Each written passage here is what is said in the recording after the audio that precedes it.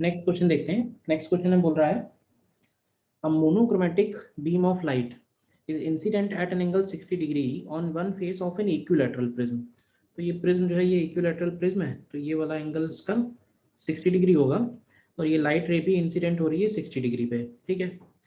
और आगे कह रहा है रिफ्रैक्टिव इंडेक्स प्रिज्म का n गिवन है, ठीक है, and emerges from the opposite face making an angle theta with the normal. तो फाइनली ये इमर्जेंट रे है जो यहाँ से थीटा एंगल बना रही है, ठीक है।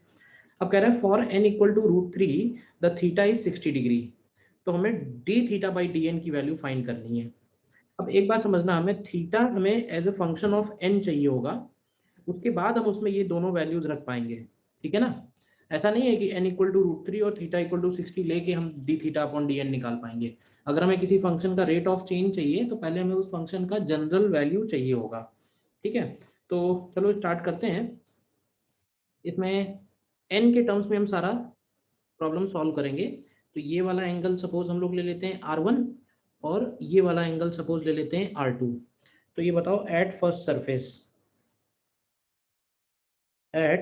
सरफेस अगर हम लोग स्नेल्स लॉ लगाते हैं तो हमको क्या एक्सप्रेशन मिलेगा। फर्स्ट पॉइंट पे अगर हम लोग स्नेल्स लॉ अप्लाई करते हैं तो हमको क्या एक्सप्रेशन मिलेगा इसमें। तो देखो लाइट रे बाहर से इंसिडेंट हो रही है एयर से, तो एयर के लिए हो गया 1 × sin 60 इज इक्वल टू, अंदर जाएगी तो हो जाएगा n sin R1। तो हम एक काम करते हैं sin R1 का वैल्यू लिख लेते हैं। तो sin R1 का वैल्यू हो जाएगा √3/2n, ठीक है। इसको ऐसे ही छोड़ देते हैं, लेट्स से इक्वेशन 1। इसी तरह एट सेकेंड सरफेस जहाँ पे रे बाहर निकल रही है वहाँ पे अगर हम लगाएंगे तो मिलेगा n sin R2 is equal to 1 sin theta. तो फिर से हम R2 का वैल्यू लिखें अगर sin R2 का, तो ये हो जाएगा sin थीटा अपॉन n। तो ये हो गया इक्वेशन 2। तो हमारे पास R1 R2 n और थीटा के टर्म्स में आ गए। अब हमारे पास एक और एक्सप्रेशन है R1 R2 के बीच में, और वो है R1 + R2 is equal to capital A. Capital A मतलब हो गया 60 डिग्री। तो यहाँ से अगर हम इसको थोड़ा रीअरेंज करें तो we can write it as R1 is equal to 60 minus R2। दोनों तरफ साइन ले लेते हैं, तो sign R1 is equal to, और इसमें साइन ऑफ ए माइनस भी लगेगा, तो साइन ए कॉस बी। तो साइन ए हो गया √3/2, कॉस बी हो गया cos R2, minus cos A 1/2 and sine R2। तो इसमें साइन R1 साइन R2 की वैल्यू रखते हैं और साइन R2 से कॉस R2 भी निकल आएगा। तो देखो साइन R1 का मतलब हुआ √3/2n इज इक्वल टू √3/2 और cos R2। तो cos R2 को हम लोग लिख सकते हैं √1 माइनस साइन स्क्वायर R2।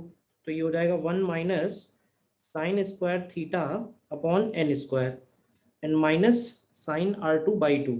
तो ये हो जाएगा साइन थीटा अपॉन 2n, ठीक है।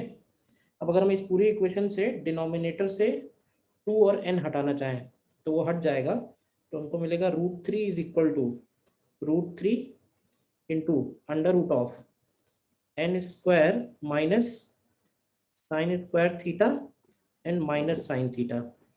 तो साइन थीटा को अगर हम लेफ्ट हैंड साइड पे ले आए और होल स्क्वायर कर दें तो ये मिलेगा √3 plus sine theta whole square is equal to 3 times n square minus sine square theta, ठीक है।